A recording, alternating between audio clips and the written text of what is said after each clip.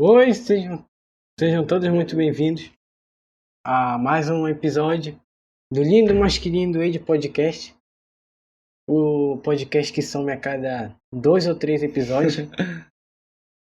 E hoje a gente está aqui com um convidado especial, que é o Laércio. Aí, diga que você tá aí, Laércio. Paulo, muito obrigado aí, estou por aqui, agradeço muito o convite, a importância de ter aí um canal aí para nossa comunidade de estudantes, de professores, algo interessante nessa pandemia, e desde já aí eu dou os parabéns pelo projeto de vocês aí. Muito obrigado. A gente te conhece por ser o coordenador do curso de Isso. agropecuária, do É, técnico em agropecuária integrado. A gente que é de TI, a gente não tem muito esse convívio, esse acesso, mas o senhor pode se apresentar aí pra gente? tá. Eu sou Laércio, eu entrei no campus em 2017 para atuar na área de Uhum. florestas. E hoje eu estou coordenando o curso de agropecuária integrado ao ensino médio e subsequente. Então aí a gente tem várias turmas, um grande desafio.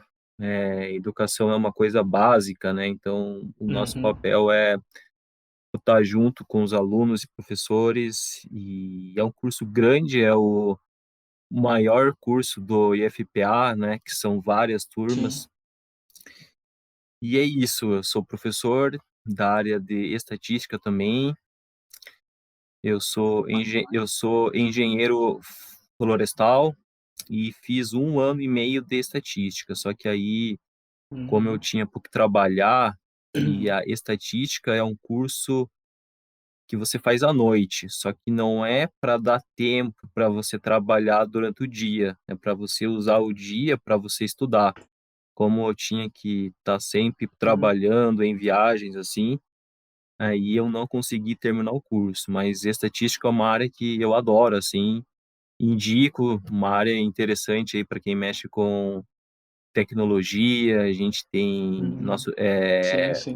várias, várias técnicas importantes, questões de Big Data também, Sim, mas a sim. minha área de coração é a área de florestas, né? E hoje aí eu tô Uhum. no curso de agropecuária. A mãe do Averaldo, ela é engenheira florestal também. O É, que que faz um engenheiro florestal? Olha, essa é uma pergunta que todo mundo tem que responder, sabe? Porque a gente entra no curso, assim, por exemplo, e, e eu entrei no curso, eu não sabia muito.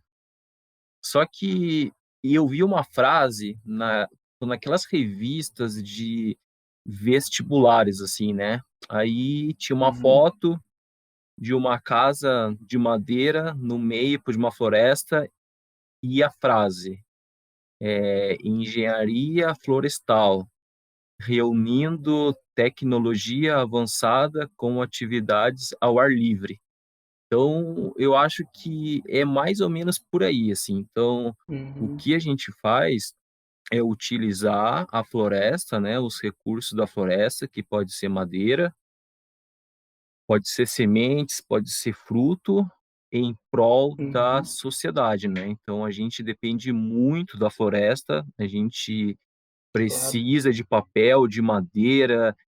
As nossas florestas conservam a água, o clima, Uhum. então a gente Sim. trabalha para utilizar os recursos florestais de maneira organizada.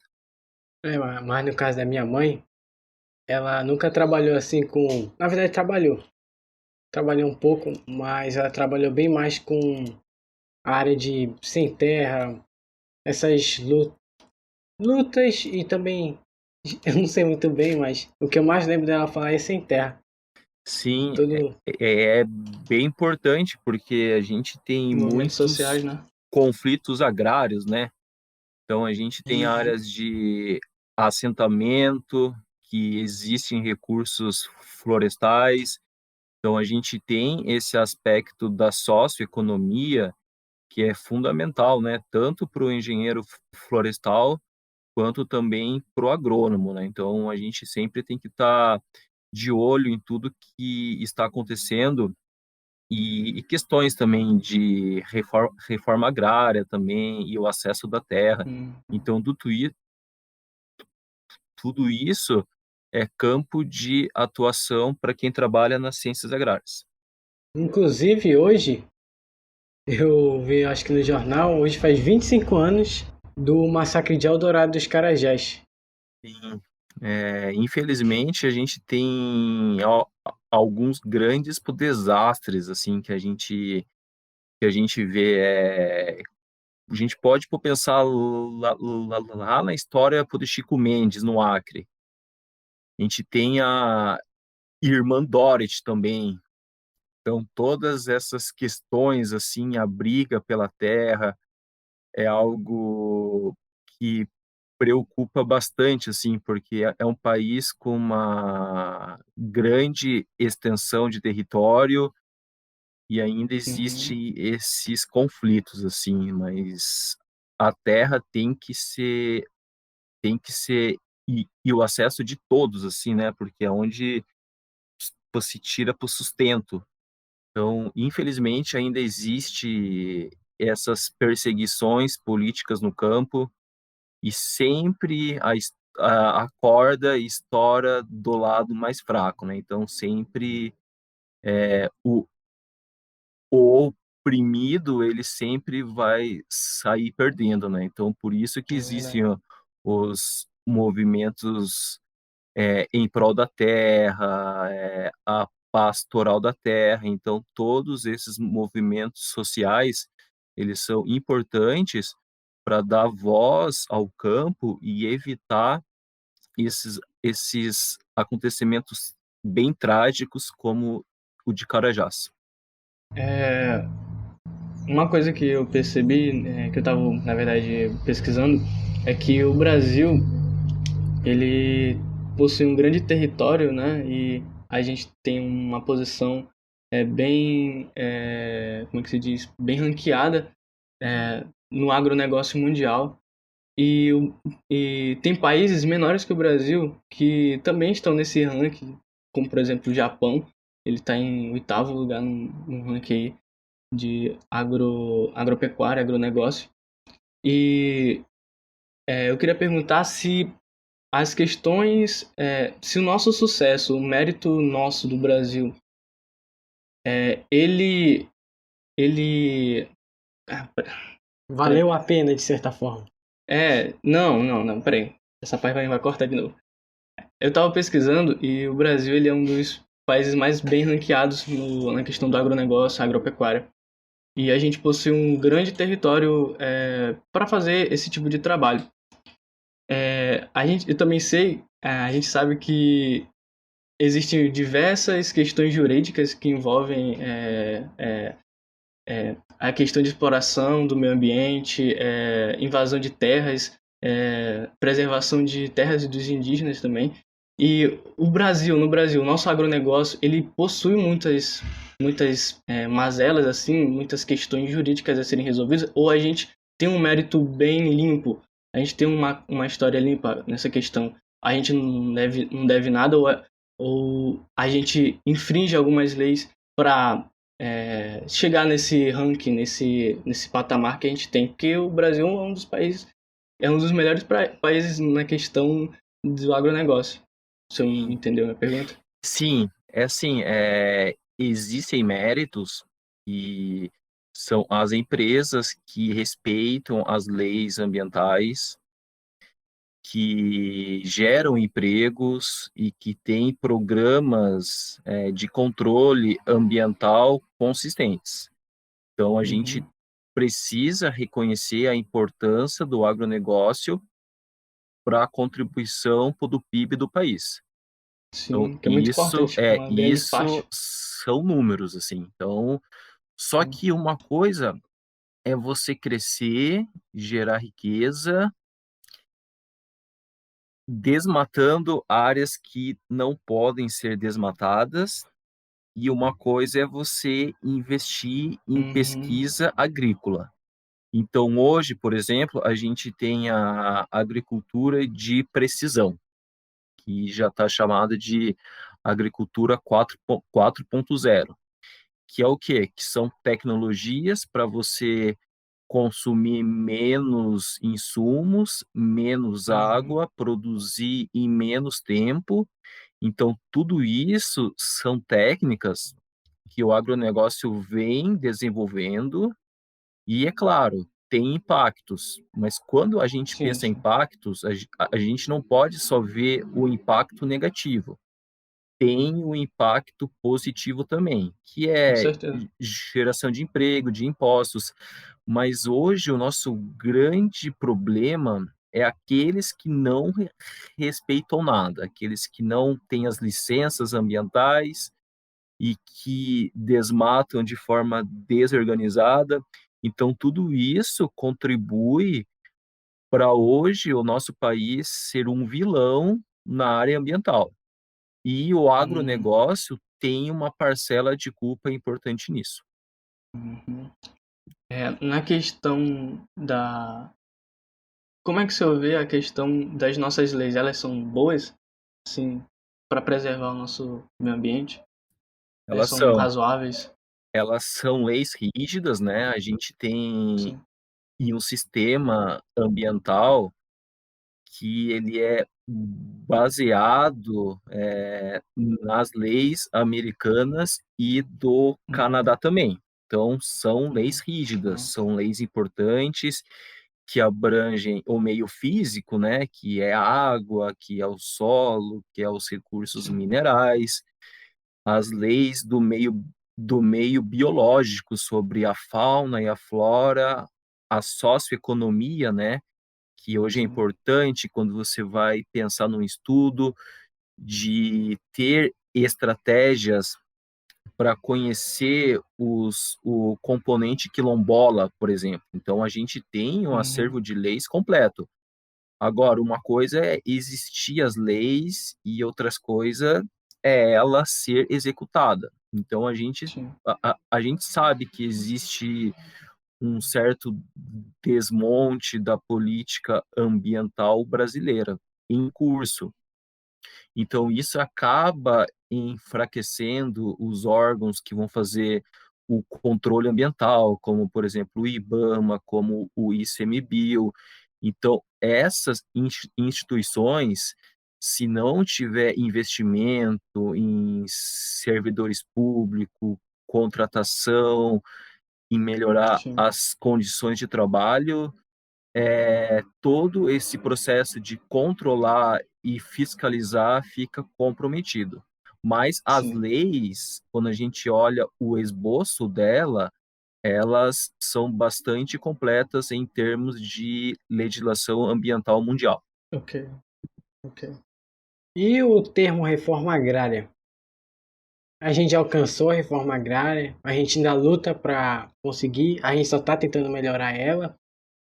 O que é ela também? O que seria um conceito do termo da reforma agrária Forma no agrária, nosso país? eu penso que está muito associado à justiça social, a você tentar fazer com você que todos possam produzir, que a gente evite ter essas grandes extensões de terras improdutivas, reduzir latifúndios, dividir a terra, é uma questão fundamental para a gente promover justiça social.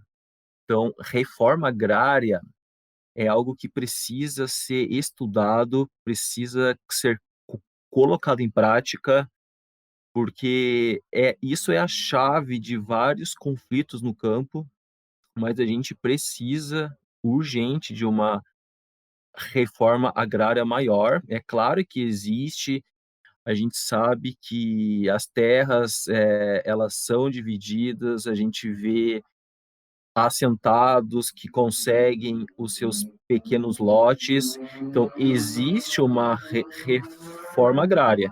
Só que ela não tem um aspecto grande ainda em termos de Brasil. A gente tem que e também não é só dar a terra, você tem que dar condições para aquele pequeno produtor produzir.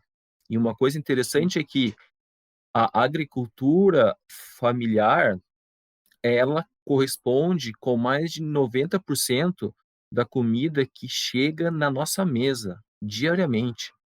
Então, são caramba, esses assentados que muitas vezes estão produzindo o alimento que a gente consome. certo.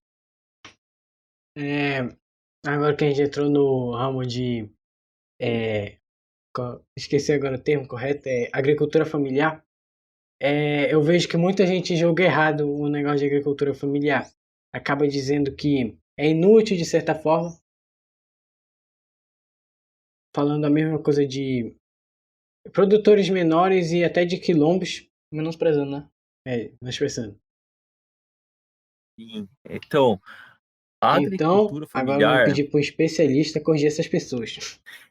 assim, a agricultura familiar, a gente tem que tomar muitos cuidados. Por quê? Porque são grupos que precisam produzir. Então, a gente não pode pensar que o pequeno agricultor sempre vai ter que ser pequeno. Não. O pequeno agricultor familiar, ele tem que ter condições, ele tem que ter tecnologia para ele produzir cada vez mais.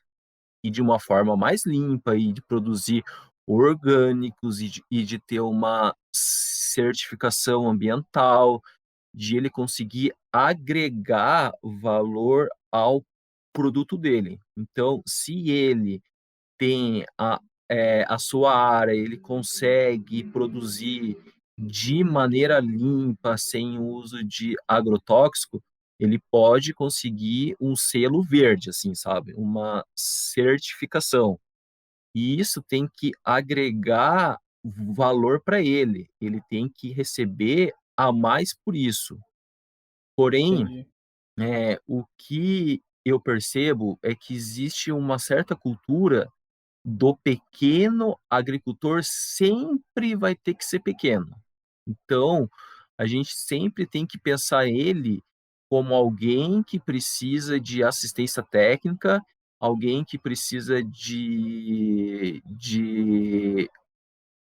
Ass assistência das universidades e dos institutos, para quê? Para que ele aprenda outras técnicas.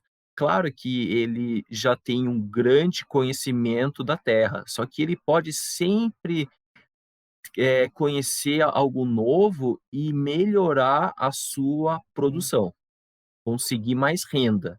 Então o grande desafio é fazer com que ele cresça de uma forma controlada, agregando valor aos seus produtos. Eu sou meio leigo nessa questão aí dos modos de produção. A agricultura familiar, ela serve para suprir uma determinada pequena região, não é isso? Ou ela é para a família aquele produtor? Por exemplo, existe uma família e quem vai trabalhar naquele lote é para ser a família. Então, aquele lote é uma unidade produtiva cujos Uhum, trabalhadores é a própria família, que essa família ela pode se organizar em comunidades e fundar cooperativas. entendi. Só que assim, um grande problema hoje que existe é a sucessão familiar dentro das propriedades rurais. Aí você fala: "Mas professor, o que que é isso?". Assim, imagina que você tem um senhor, um chefe de família, que ele é aquele que vai trabalhar na roça. Tá ele e a esposa dele, e o papel da mulher é importante na agricultura familiar. extremamente importante. E então imagine que uma hora ele vai se aposentar. Quem que vai passar a fazer as atividades rurais? É os filhos? Só que os filhos, a nova geração, não está muito afim de ir trabalhar no campo. Então, Não tem aptidão, né? essa é uma questão importante, a sucessão familiar no meio rural. Esse assunto tem que ser mais discutido, tem que Uhum. trazer os jovens a importância dele no campo também, sabe. Então, às vezes, a gente vê alunos também, assim, eles vêm dos interiores, os pais produzem, mas às vezes ele não tem a aptidão para a terra. Então essa Uhum. questão de sucessão é algo muito importante de garantir com que, o meio rural tenha uma sucessão dentro das famílias. Existe outro assunto que também é meio polêmico nesse meio das ciências de floresta, acho que é esse o nome, é o uso de agrotóxicos. O agrotóxico faz mal realmente? Claro, faz, né? Como é que funciona? Ó, esse Vossa assunto opinião, principalmente. realmente é bem polêmico.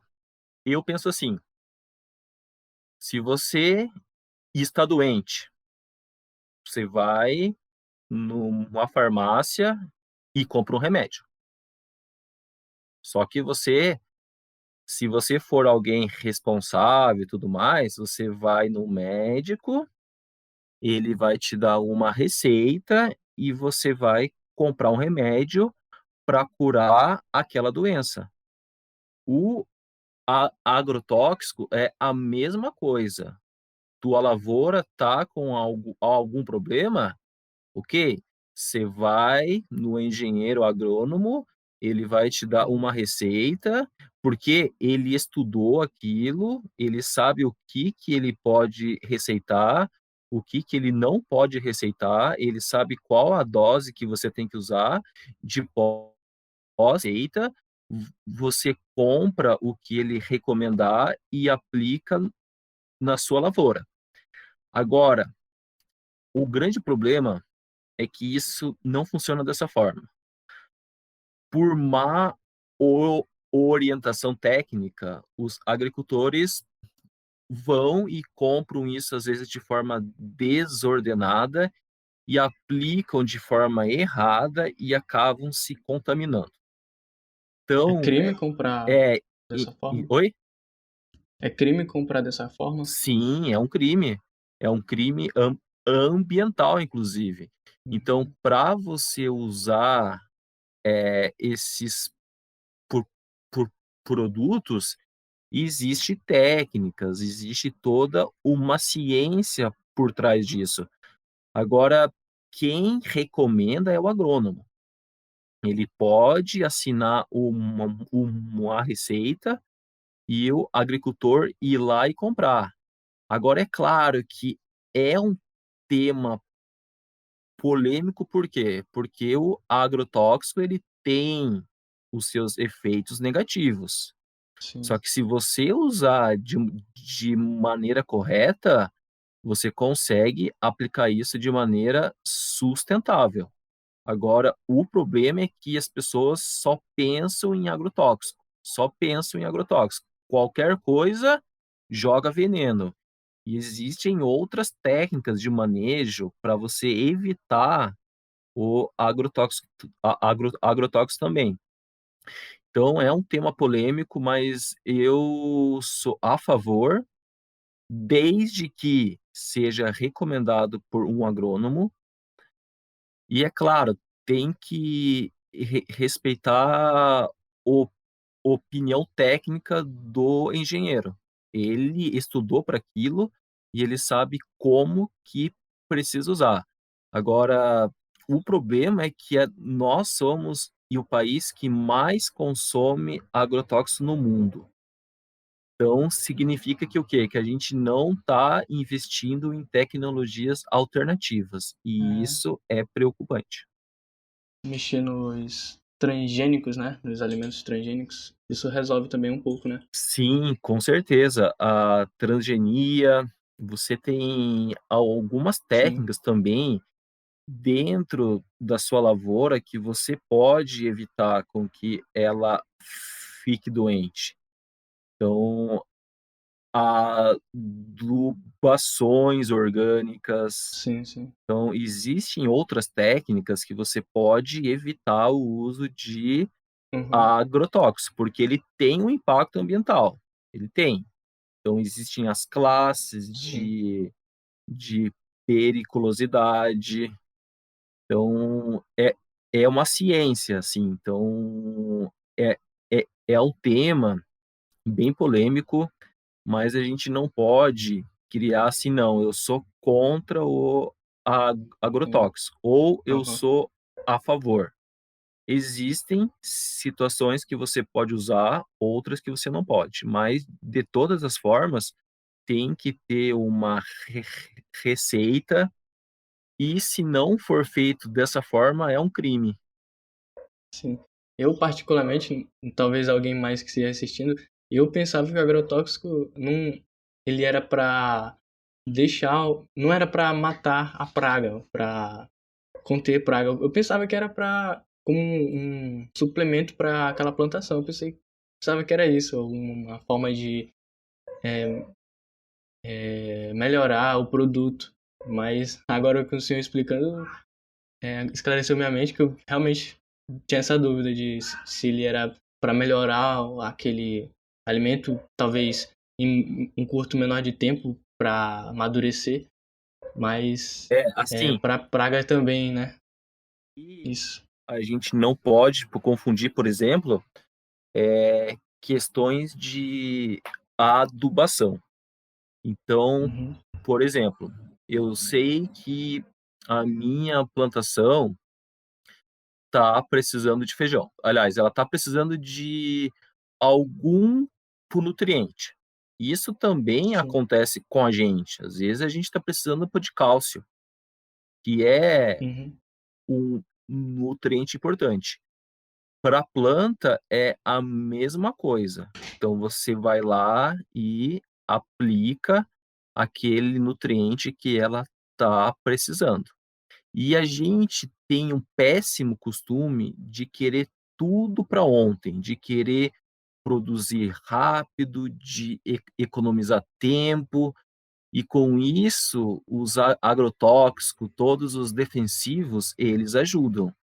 Só que hoje a gente tem que pensar também que a gente vive numa sociedade nos quais os hábitos alimentares, eles estão sendo cada vez mais importantes. Então, quando você compra algo que existe um selo, o selo de orgânicos, por exemplo, então você pode ter certeza que aquele alimento, ele evitou utilizar uma série de Uhum. defensivos, então é um alimento mais sustentável. Então a gente Uhum. tem que o que eu penso é assim: agrotóxico, ele pode ser bom, sabe, ele não é todo esse vilão que falam dele, porque as pessoas desconhecem que existe uma receita, que existe alguém que estudou aquilo, que vai receitar, mas a gente tem que pensar em alguns métodos alternativos para produzir de uma maneira mais limpa. Certo. Então, professor, tem uma pergunta que ele está fazendo para todo mundo, e como senhor coordenador, acho que seria interessante, que é como está sendo seu trabalho durante a pandemia. Coordenar 14 turmas, né? Olha, 17. essa pergunta eu acho b bem legal a gente co comentar sobre isso, tá. Só deixa eu ver se eu arrumo um pouquinho, nossa, minha internet aqui que ela tá meio ruim aqui, só um pouquinho, deixa eu mudar Beleza, aqui beleza. aquela de posição. Tranquilo. Então, quando foi dia 17 de março do ano passado, e nós fechamos a porta, e eu lembro que 3 terceiros anos, para o terceiro A, B e C, eles me chamaram para conversar numa sala, e eles falaram assim: "Olha, a gente tá para o nosso curso termina em junho e a gente tem que se formar". E fazia um pouco mais de um mês que eu tinha assumido a coordenação do curso. Então eu assumi o curso e em seguida já veio a pandemia. Então, eu sempre procuro tratar aluno por aluno, sabe. Ver todas as dificuldades que cada um tem, recebo muitas mensagens, às vezes, 300 por mensagens num dia no telefone, e eu procuro sempre atender cada um, sabe. E por trabalhar na pandemia é bem é bem mais difícil para quem está de fato trabalhando.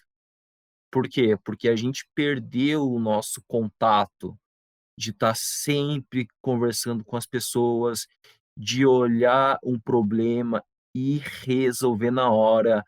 Agora tá todo mundo, parece, pô, que dentro de uma bolha, e às vezes você tem que, pô, que trabalhar,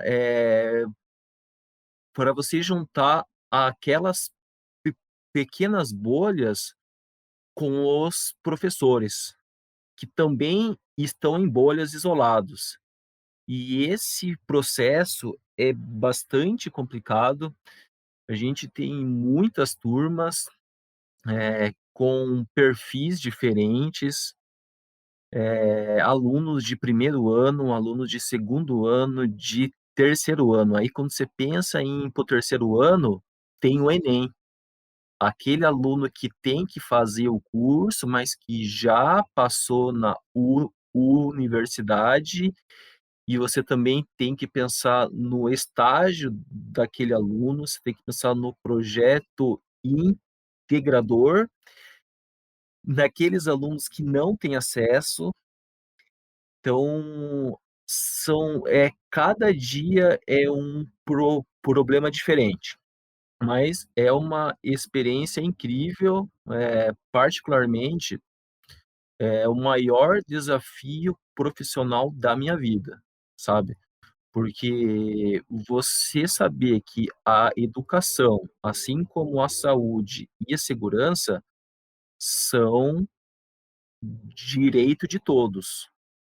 E hoje, para você garantir o direito à educação em tempos de pandemia, é algo muito difícil de se fazer, mas a gente está conseguindo. A gente tem diversas dificuldades operacionais, de logística, de comunicação, mas a a a a coisa flui, aos poucos vai indo, mas hoje, estudar em tempos de pandemia é um ato de resistência, de você saber que você estuda num instituto de tecnologia e saber que a gente tem que criar as formas para fazer com que todos tenham acesso à educação. Mas é bem complicado e é bem estressante. Sobre os alunos que não têm acesso à internet, não podem estar ali na aula online sempre, como é que resolve? Eu não sei se isso daí é uma situação que o senhor tem que resolver, mas como é que resolvem essa situação desses alunos? É, assim, eu tenho 14 grupos com os alunos, né, então eu tenho acesso a todos. Só que é difícil, às vezes, você ver se todos estão acompanhando. Por isso existe uma comissão de permanência e êxito. E por sinal, a gente depende muito dela para fazer esse acompanhamento. Para o aluno ter êxito, ele tem que estar permanente.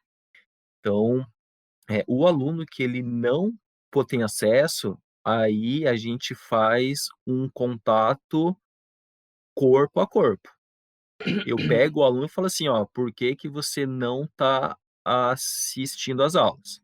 Aí fala: "Ah, não, porque a aula do professor é muito longa". Aí, nossa, professor que está fazendo aula longa, já me deixa, assim, estressado, assim, sabe. Aí eu tenho Um que ir lá no saco professor mesmo. e falar assim: "Olha, professor, o aluno ele tem um pacote bem limitado, pô, de dados, ele não consegue ficar 3 horas acompanhando a sua aula. Então, mude o método, diminua a tua aula, grave a aula e você manda pelo Cigar, pelo Classroom, no grupo de WhatsApp, para em algum momento aquele aluno assistir aquela aula". Então, mas a gente sempre preza, pra existir e o contato do aluno e os professores. Porque eu simplesmente poderia pensar assim: "Não, o aluno que não tem acesso, vamos entregar para ele uma apostila, material impresso". Só que isso acaba não tendo um efeito muito positivo, na minha opinião. Isso por quê? Porque você tem que ter o contato com os nossos professores, é ele que vai tirar as dúvidas. Imagine em toda a nossa crise que a gente vive no país, estamos, pô, vivendo uma história que daqui a algum tempo será lembrada nos nossos livros de história. E o aluno, naquele momento que ele estava acompanhando a história, ele recebia um material impresso, só que ele não podia conversar com aqueles professores. Então, essa é uma questão importante, garantir o contato do aluno e dos professores. Então, o aluno que não consegue assistir, a gente vai atrás, a gente aciona as equipes do campus, a equipe pedagógica e tenta esperar o resultado do aluno. Só que, às vezes, dá certo. Só que porque tem vezes que o aluno, lá quando terminou todas as avaliações, ele aparece. Aí ele fala: "Professor, não tive acesso".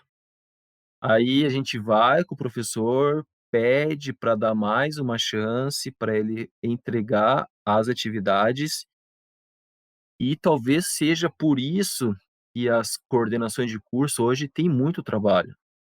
Por quê? Porque a gente vai aluno por aluno.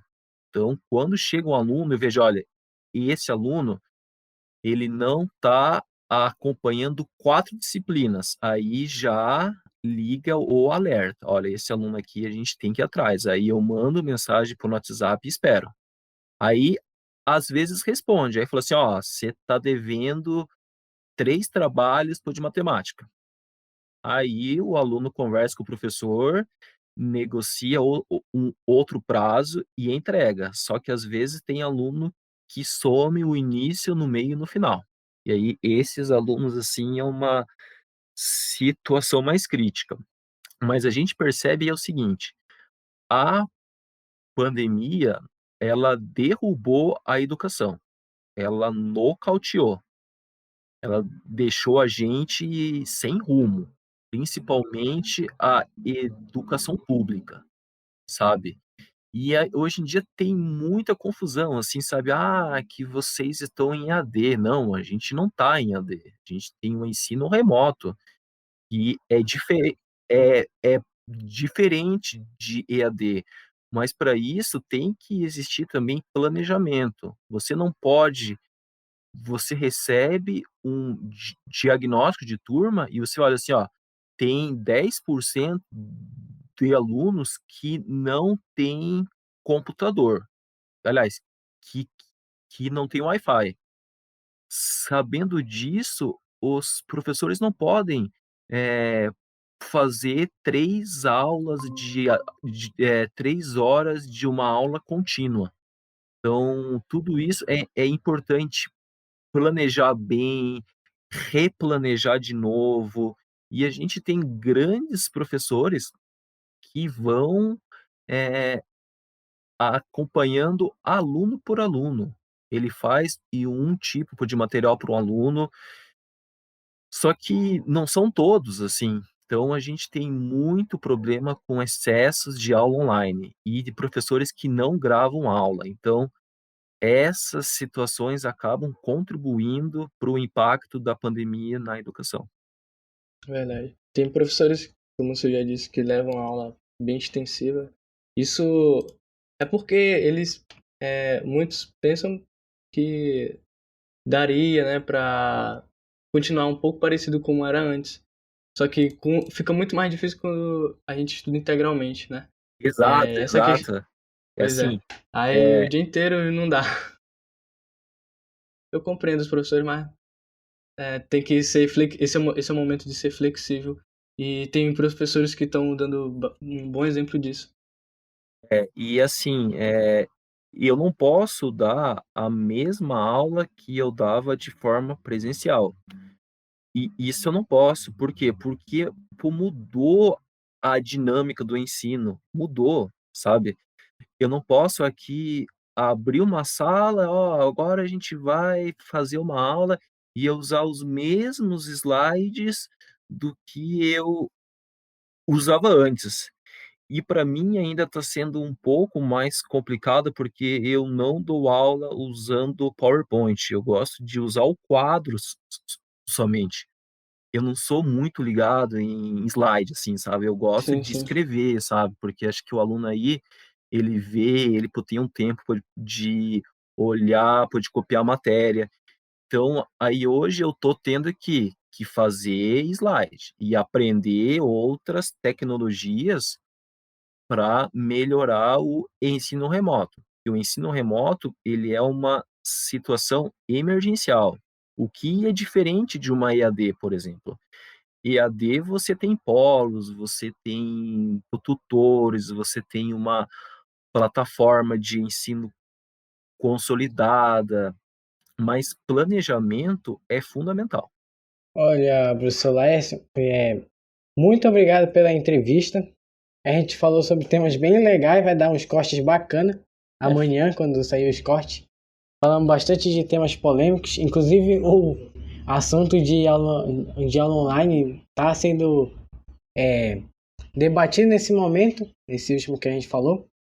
E foi uma entrevista bem interessante. Muito obrigado por participar hoje. Foi uma honra realmente. Eu que nossa agradeço, e às vezes a gente, pô, trabalha perto ali, pô, no bloco B, e eu vejo e o empenho e a dedicação de vocês. A gente precisa mesmo de instrumentos novos de comunicação, da gente diminuir as nossas barreiras de contato entre os cursos, entre professores e alunos, e vocês estão dando um exemplo de que é possível realizar isso, e vocês são novos também no curso, né, se eu não me engano, acho que vocês estão no segundo ano, né? Isso, sim. Então acho que vocês têm nosso um caminho aí pela frente, e eu agradeço, e precisando de qualquer coisa, estamos junto aí. Ah, muito obrigado. Hoje a gente não tá no bloco lá não, estamos na casa de um amigo aqui. Eu só queria dizer um recado aí para quem tá ouvindo. O episódio passado ainda vai sair nas plataformas digitais de áudio, porque deu um probleminha, mas já foi resolvido quando sair esse. Se inscreve, deixa o teu like se tu tá no YouTube. Aí na descrição vai ter os links para as plataformas digitais e também o link do nosso Instagram. Segue lá, @edpdc. Então é isso, pessoal. Muito obrigado, professor Laércio, e até o próximo episódio. Até tchau, até mais e tchau.